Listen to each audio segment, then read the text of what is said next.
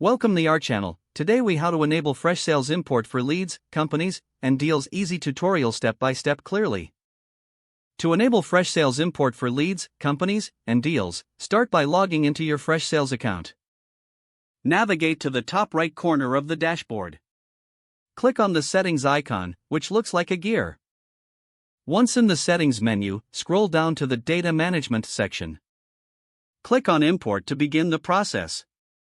You will see options for importing leads, companies, and deals. Choose the type of data you wish to import first. For leads, click on the Leads tab. You will be prompted to upload a file. Make sure your file is in CSV format for compatibility. Select the CSV file from your computer that contains the leads data. Once uploaded, the system will display a preview of your data. Take a moment to review the preview for accuracy. Map the columns in your CSV file to the appropriate fields in Freshsales. Ensure that each column is matched correctly to avoid any errors. After confirming the mapping, click on the Import button. The import process will begin and may take a few minutes. You will receive a notification once the import is complete.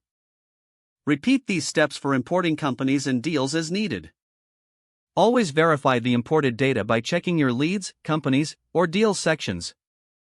This process should help you efficiently manage your CRM data in Freshsales. You're now ready to use your imported information for better sales management. If the page does not load, refresh the browser or try again in a private or incognito window.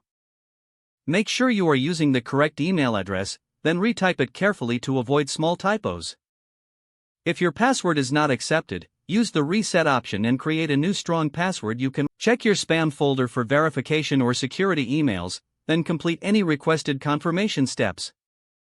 Enable two-factor authentication if available to improve account security and reduce unauthorized access risk. After signing in, review your profile details so your contact information and settings are accurate and current. Don't forget to like this video and subscribe to our channel for more step-by-step tech guides.